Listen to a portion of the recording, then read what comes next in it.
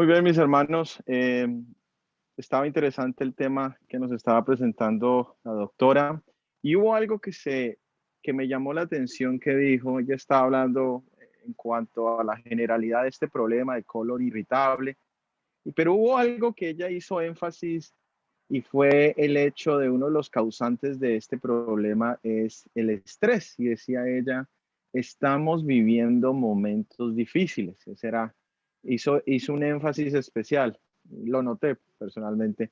Ella nos venía hablando de la generalidad, de las diferentes causas, de las diferentes circunstancias, pero cuando tocó el tema del estrés, dijo, el estrés está presente.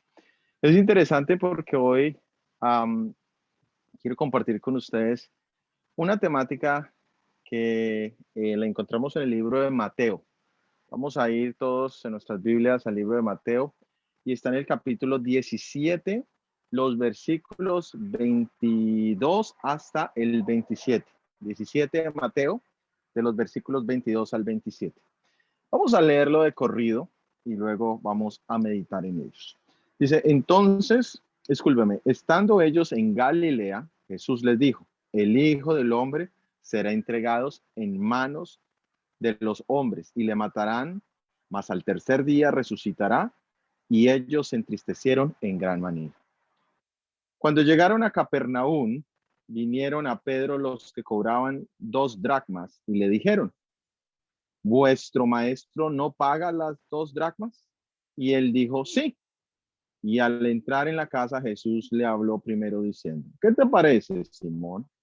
¿Los reyes de la tierra, de quiénes cobran los tributos o los impuestos? ¿De sus hijos o de los extraños? Pedro le respondió, de los extraños. Jesús le dijo, luego los hijos están exentos. Sin embargo, para no ofenderles, ve al mar, echa el anzuelo y el primer pez que saques, tómalo y al abrir la boca hallarás un estatero, tómalo y dáselo por mí y por ti.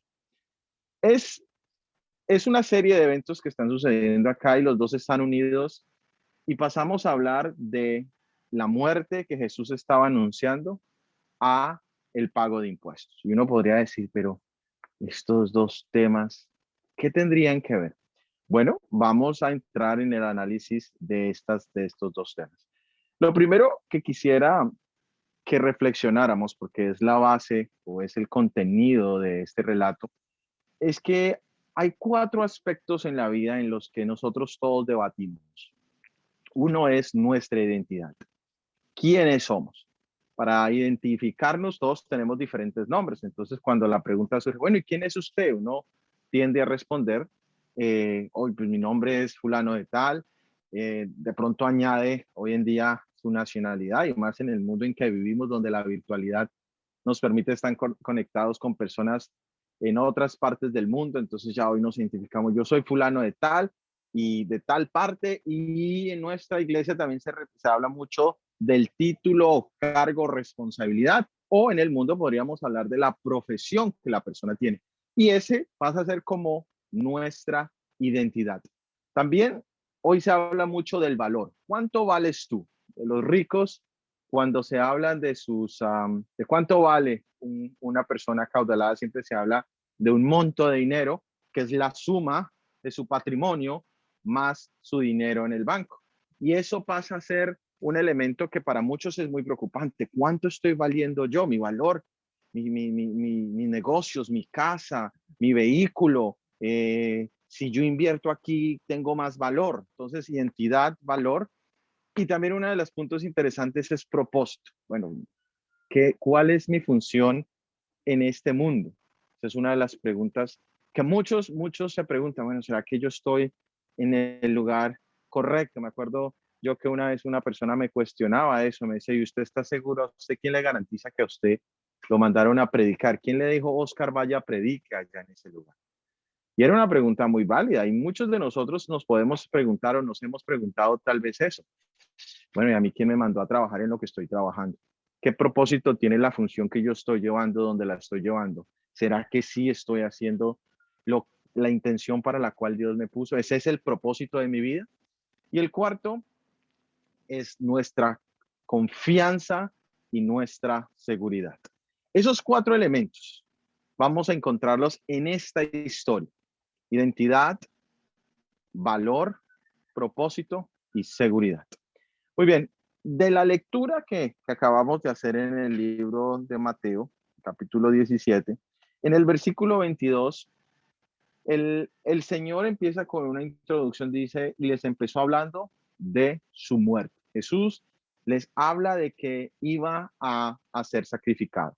Ahora, el contexto de esta frase surge en los capítulos anteriores, desde el capítulo 16, hubo una, cuando uno voltea las páginas un poquito más antes, encontramos la confesión de Pedro, que es muy vital en el capítulo 16, en el versículo 15, donde él mismo les pregunta, bueno, ¿ustedes quién piensa que soy yo?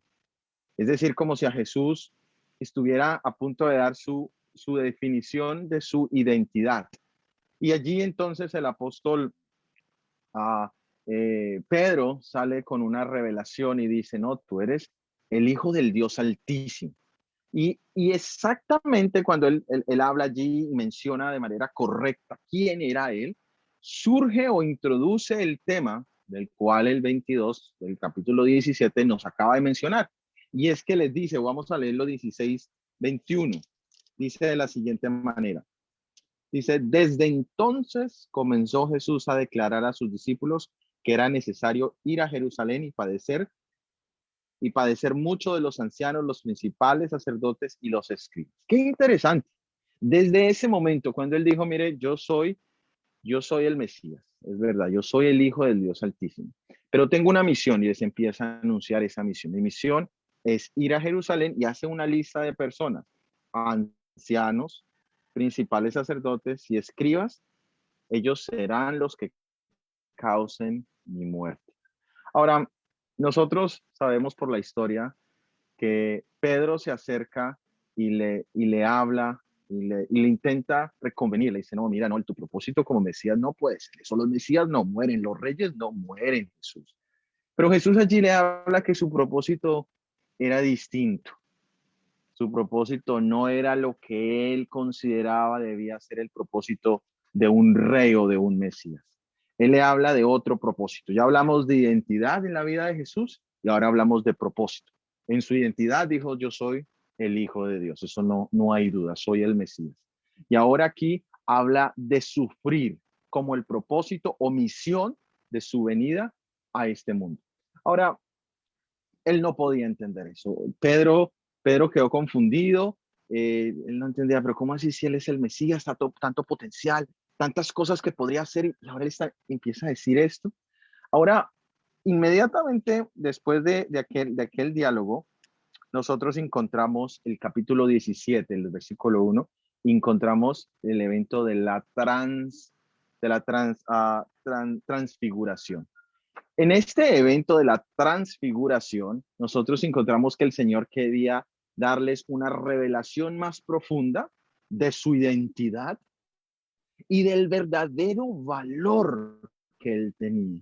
Que el valor no lo daban sus circunstancias o lo que iba a suceder en Jerusalén en relación con su muerte, sino tenía un valor mucho más allí. Allí Jesús le habla a Pedro y nos habla a nosotros que el reino de los cielos es diferente, que es un reino que está, por decirlo así, está está patas arriba, por decirlo de una manera coloquial.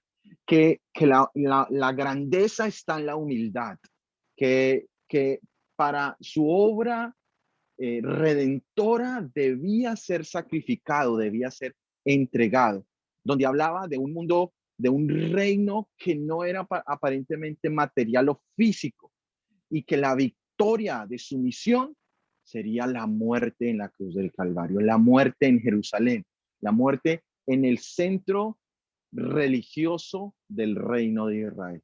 Esta, esto lo menciona de una manera que los discípulos no lo lograron entender y la transfiguración le abre de alguna manera una visión que sí, este es el Hijo de Dios, mire, se transfiguró, mire el respaldo, mire el poder, la autoridad que él tiene. Y eso, por supuesto, era para darles ánimo. Pero desafortunadamente, eh, el entendimiento, o mejor, la concepción que tenían los discípulos, en especial Pedro, era diferente. Él estaba pensando, bueno, estos 3 años de ministerio se ha generado, dicen, en términos de administración, se ha generado un momento, ya hay un grupo de personas que están pendientes, hay una tensión. Es decir, era de alguna manera contradictorio ver todo lo que se había logrado hacer y a la vez escuchar que Jesús decía, yo voy a subir al templo a Jerusalén y a morir. Esos dos conceptos como que no tenían, como que no sumaba uno más otro, eran como contradictorios. Y entonces, ahora entra el versículo 24, 17, 24. Cuando llegaron a Capernaum, vinieron a Pedro los que cobraban los 2 dracmas y le dijeron, vuestro maestro no paga los dos dracmas. Y es interesante, mis hermanos, esta pregunta no está añadida o no fue lanzada allí simplemente porque no había nada más que poner en ese capítulo, sino tiene un sentido en el diálogo. En la mente de ellos está cómo es posible que nuestro Salvador, nuestro Mesías, el que ha hecho tantas cosas, el que tiene tanto potencial, el que podría libertarnos, va a subir a Jerusalén y de mano de los escribas, de los sacerdotes, de los líderes del pueblo, va a sufrir y a morir. Y ahora se presenta esta pregunta en relación a su pago del impuesto del templo. Ahora, mis hermanos, cuando miramos el contexto es un ambiente tenso, es un ambiente, como decía la doctora, estamos viviendo momentos de estrés. Es un momento estresante, por decirlo de una manera. ¿Por qué? Porque está allí el representante del templo, está el representante del lugar en el cual nuestro Salvador, el Mesías, el Hijo de Dios, iba a ser crucificado. Que sabíamos que había un ambiente corrupto en ese lugar. Podemos nosotros entender que las cosas no estaban bien. Y allí llega el representante de ese lugar a pedir una contribución monetaria. Um, Esto, por supuesto, toca otro tema muy, muy sensible, y era el hecho de que se estaba recolectando el dinero para el templo. Ahora, ¿qué pasaba en el templo?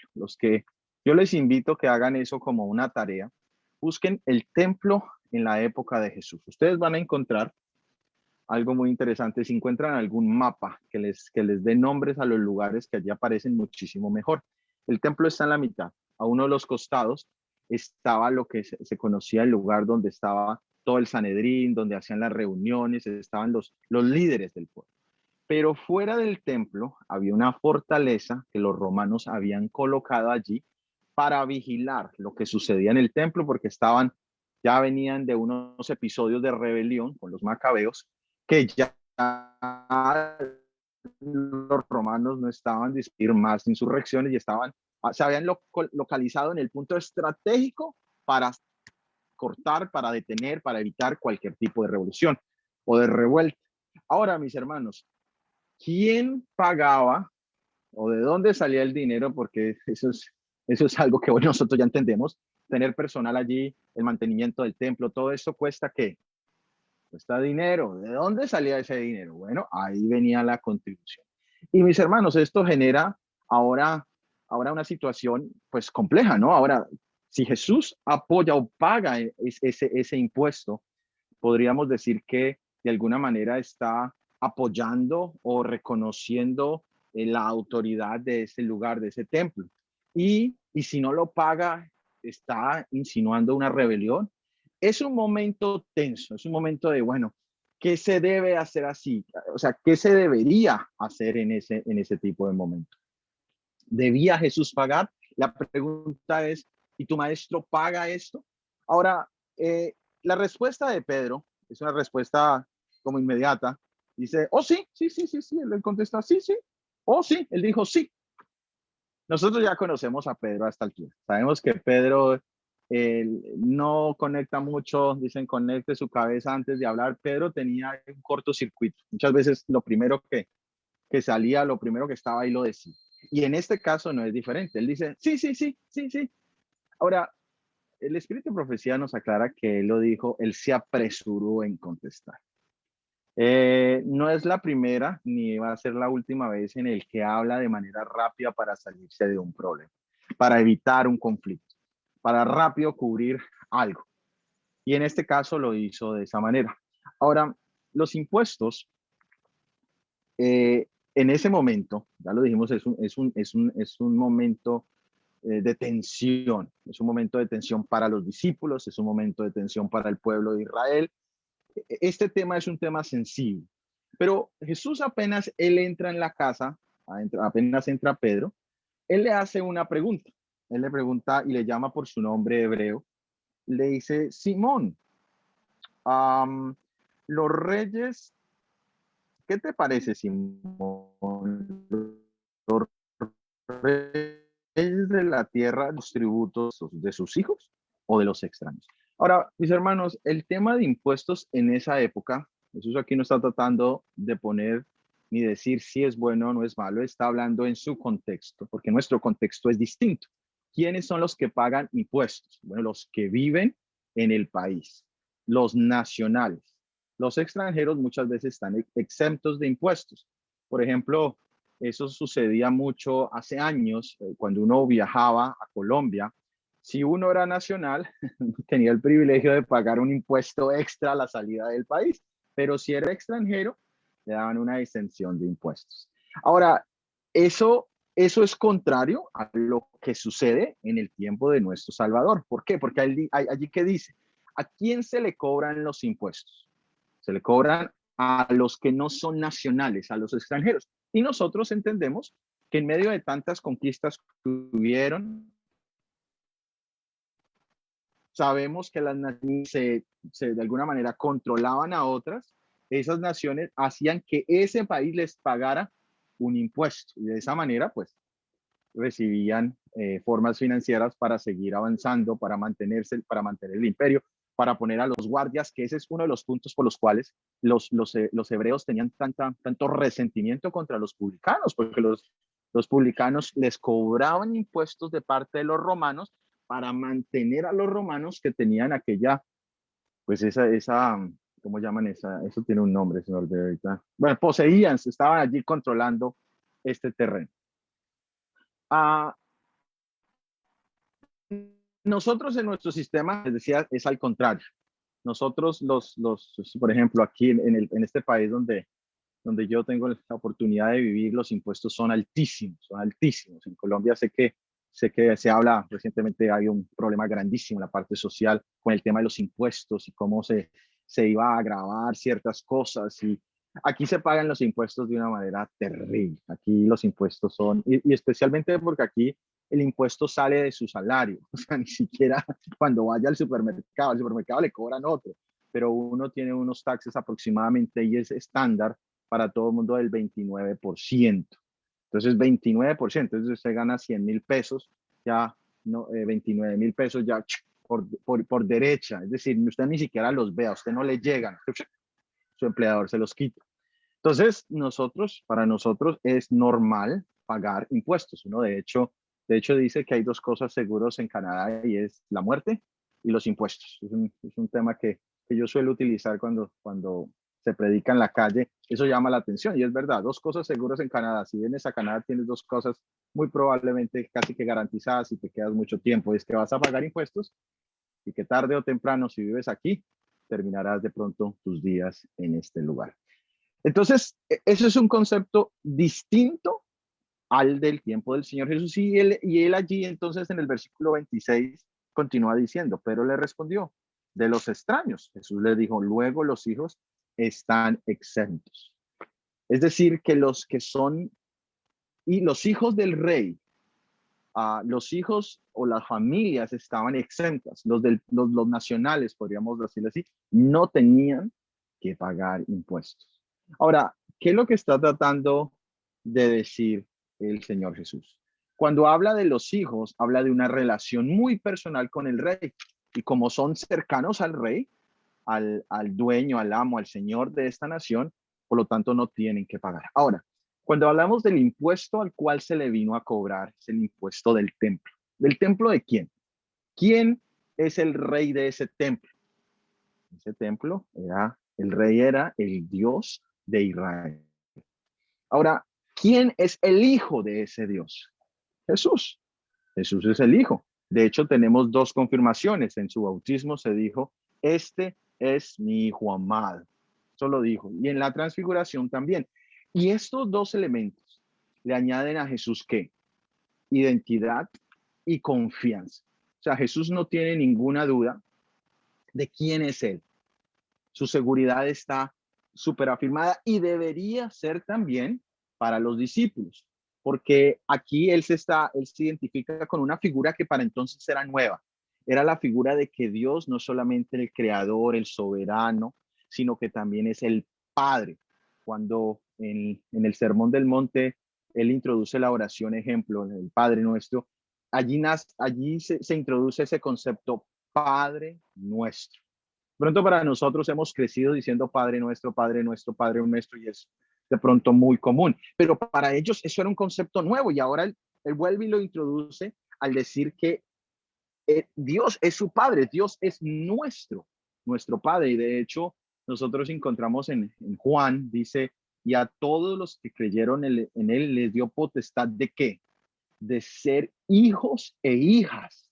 Una vez más, es una aseveración profunda de una identidad. Y aquí empezamos a entrar a la relación y a la aplicación que debe tener este tema para nosotros.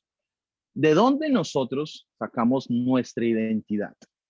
¿Cómo nosotros nos identificamos? ¿Cómo nosotros nos presentamos ante el mundo? ¿Cómo nos comportamos en el mundo en que estamos? ¿De quién tomamos nuestra identidad? Y aquí es un reto porque eso marca muchas situaciones y muchas situaciones de estrés en la vida cuando nuestra identidad no es clara. Ahora, quiso decir el Señor Jesús que no debía pagarse o que sí debía pagarse. Él no entra en esa circunstancia y le digo que no entra porque el 27 lo aclara. Dice, sin embargo, dice, para no ofenderles, ve al mar y echa al anzuelo, y el primer pez que saques, tómalo, y al abrirle la boca, hallarás un estatero, tómalo y dáselo por mí, y dalo por ti. Eh, Maravilloso, mis hermanos, este es algo maravilloso, que en medio de esa tensión, en medio del hecho de que él se aceleró, aunque él no le dice que se aceleró, pero obviamente lo primero que le dijo al entrar es cuestionando, porque dice el Espíritu de Profecía que él pudo haber dado un testimonio, probablemente este mismo argumento, pero él prefirió evadirlo, él prefirió salir con un sí, sí, sí, claro, por supuesto, yo pago, sí. Y perdió la oportunidad de pronto haber testificado. ¿Y por qué la perdió, mis hermanos? Por un miedo, un temor al conflicto, un temor a yo qué voy a decir, cómo lo voy a decir. Ahora dice, el versículo dice, sin embargo, para no ofenderles. Wow, mis hermanos, esto es profundo. ¿No ofender a quién? ¿A quién es que el Señor Jesús está diciendo, no los quiero ofender? A los mismos líderes, a los mismos sacerdotes, a los mismos escribas que posteriormente le iban a quitar la vida. ¡Wow! Nosotros, nosotros guardamos a veces demasiadas cosas contra ciertas personas. A veces nosotros dejamos que nuestra mente se llene y se cargue con lo que los demás piensan sobre nosotros. Y ese estrés que mencionaba la doctora, a veces nuestro estrés muchas veces tiene que ver es con nuestras relaciones personales, con nuestros familiares, lo que piensan ellos, pero también tiene mucho que ver con nuestros amigos en el trabajo, lo que piensa el mundo. Y tristemente lo que a veces mismo sucede dentro del tema de la iglesia, lo que piensan los hermanos. Me preocupa mucho porque de alguna manera he llegado a pensar o he llegado a la situación en que mi identidad está definida por lo que la iglesia piensa de mí. Y qué triste sería eso, porque en el caso de Jesús, él dice, él está por encima de eso y aún estando por encima de eso, dice, ¿sabes qué? Para no ofenderlos a ellos, vamos a hacer lo siguiente, vamos a pagar. Aunque le aclaró, ¿qué le aclaró? No había necesidad de pagar. Esto es maravilloso, hermanos. Esto es maravilloso porque él le aclara y le dice, mira, pero lo que vamos a hacer, no lo vamos a hacer porque lo tengamos que hacer. Lo vamos a hacer para beneficio de ellos, para que no se ofendan. Aunque no debemos, ya le aclaró, le dijo, ¿quién es el que tiene que pagar? Los extranjeros. ¿Y somos nosotros extranjeros? No, acaba de decir que es el Hijo de Dios, es el templo de Israel, del Dios de Israel. Les acababa también de decir que les había dado potestad de ser hijos e hijas de Dios. Está aclarando, tú no tienes que pagar. Y esto, mis hermanos, nos deja una, una, una lección básica que nosotros no debemos pagar para ser o para tener la identidad de ser hijos o hijas de Dios. No se paga de ninguna manera, no se puede compensar monetariamente ese hecho. Esa es la primera lección que encontramos aquí.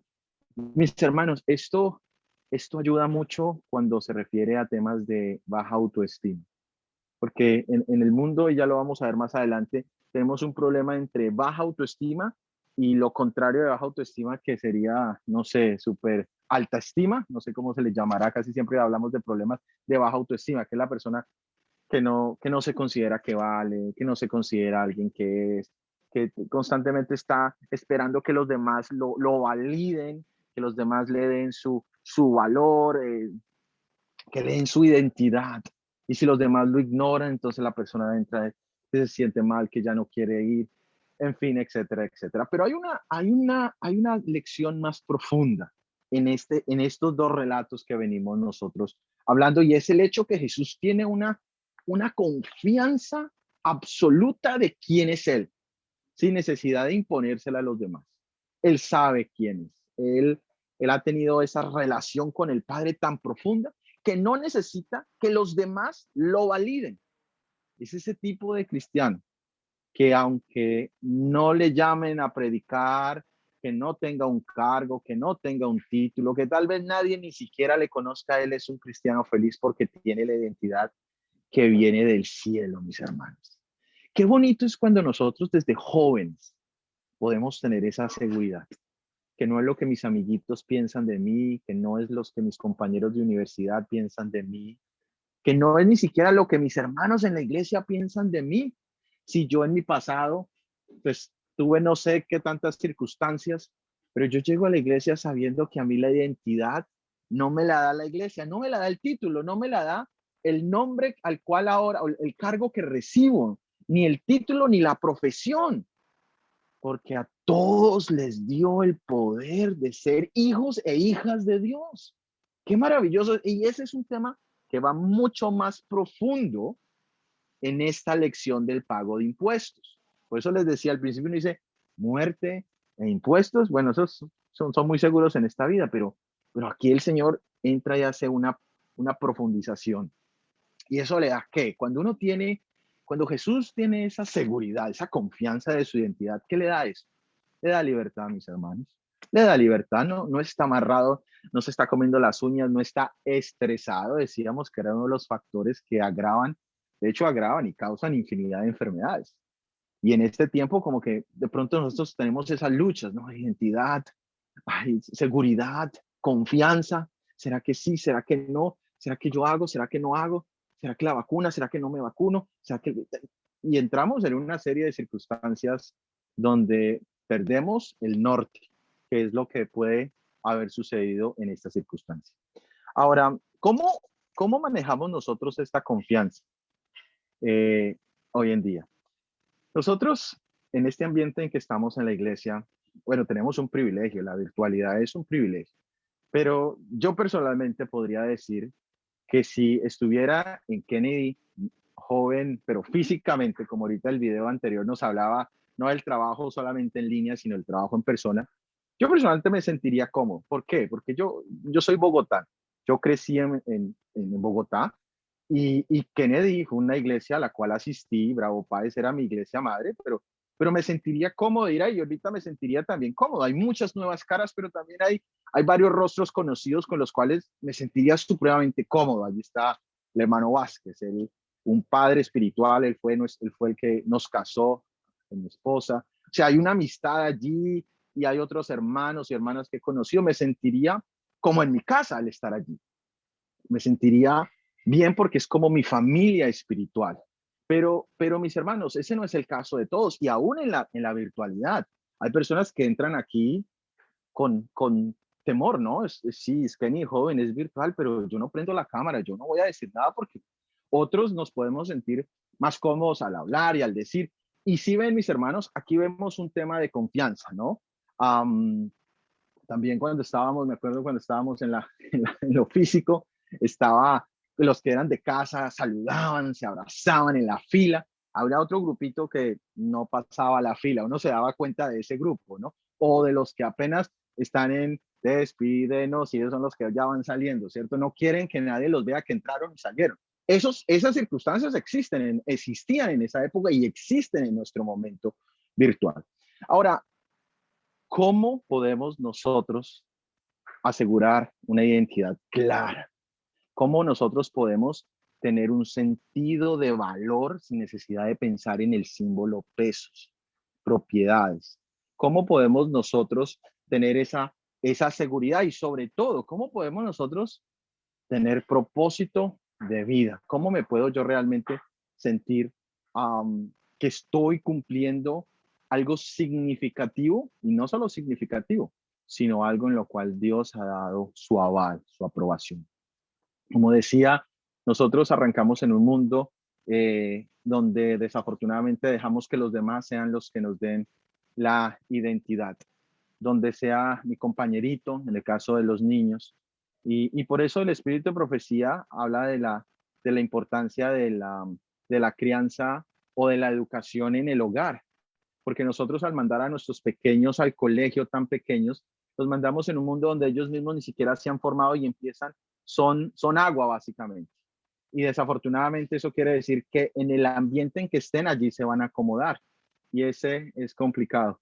Estábamos Perdóneme. hablando de cómo nosotros obtenemos la identidad y hablábamos del concepto desde los pequeños, ¿no? Y es por eso tan riesgoso cuando nuestros niños desde temprana edad, cuando debían estar bajo el cuidado directo de sus madres por las diferentes circunstancias en que nos encontramos, dejamos que otros sean los que le empiecen a dar ese formato, donde el niño es tan flexible y adapta tantas cosas y en un lugar donde hay otros niñitos, pues desafortunadamente es un reto para los pequeños generar una identidad propia, porque todo va a ir relacionado a los demás.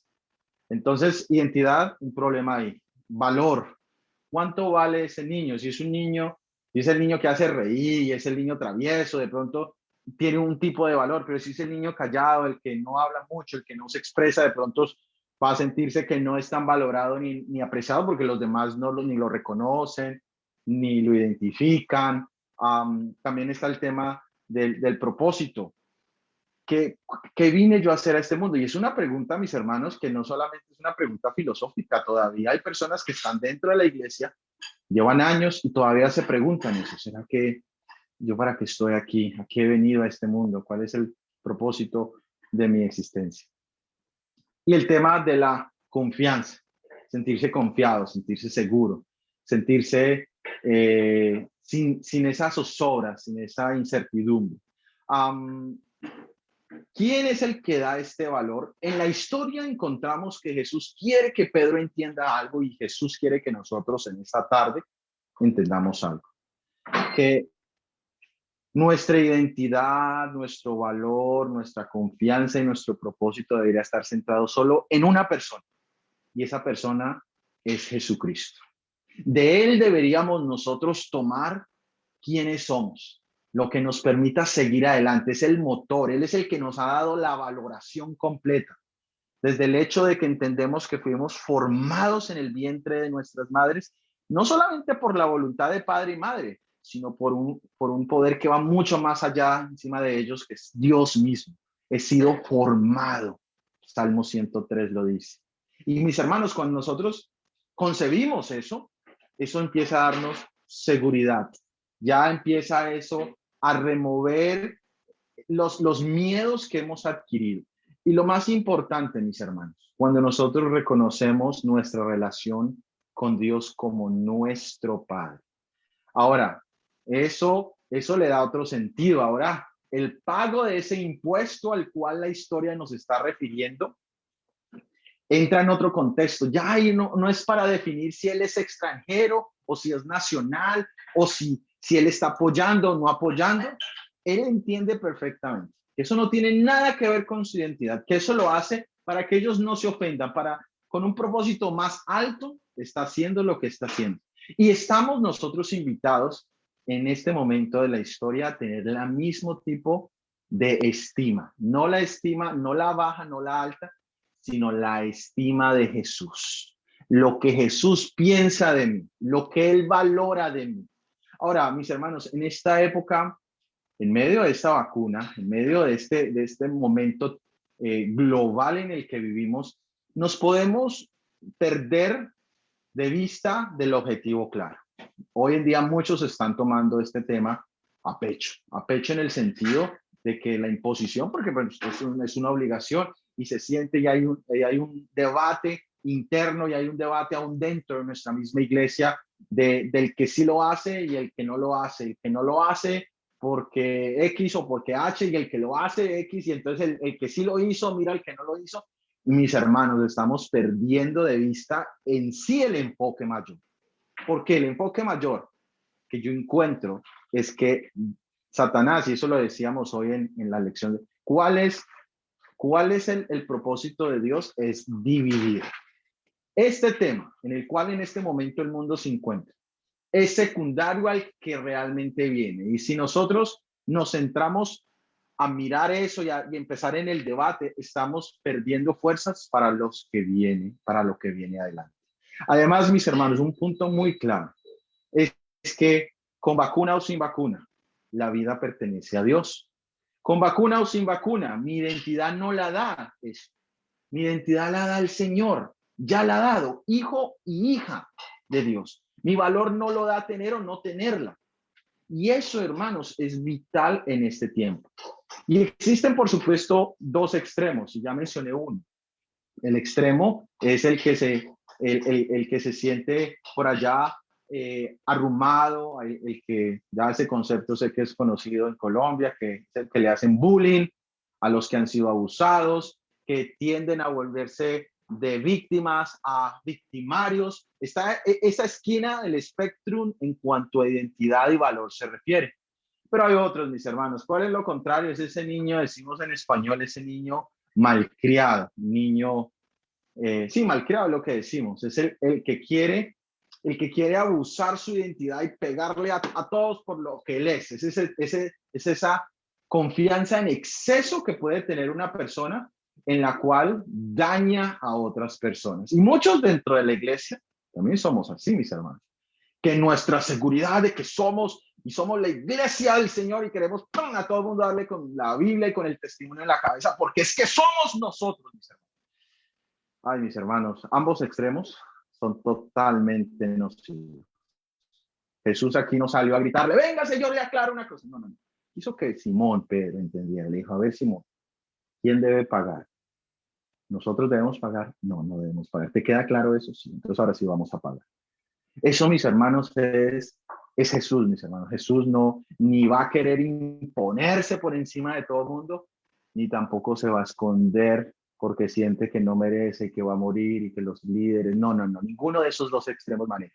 Y quisiera, mis hermanos, ya para terminar, leer de la matutina Reflejemos a Jesús, página 202. Quiero leer un pasaje y quiero que lo meditemos. Dice, si pensáramos y habláramos más de Jesús, si pensáramos y habláramos más de Jesús y menos de nosotros mismos, tendríamos mucho más de su presencia.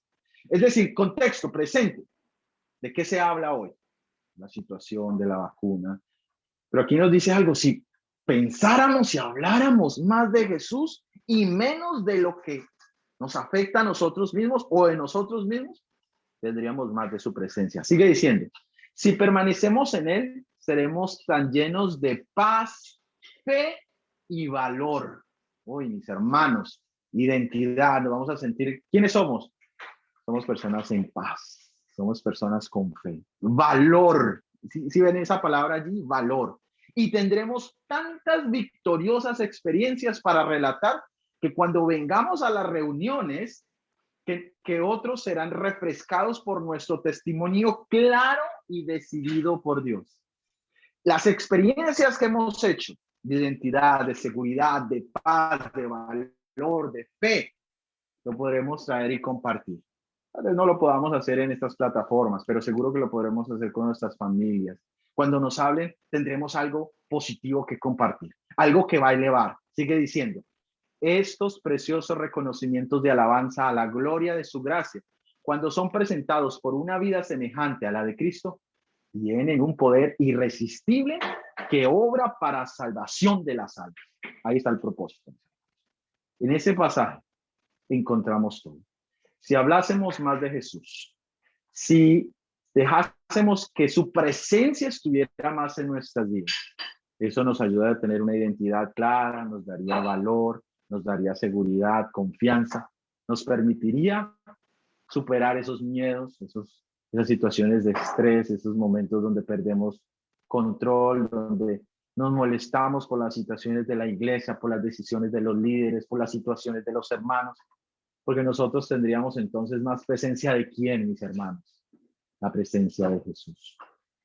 El Señor Jesús nos está invitando esta tarde, a todos los que estamos aquí, a que hablemos más de Él, menos de nosotros, menos de nuestros problemas.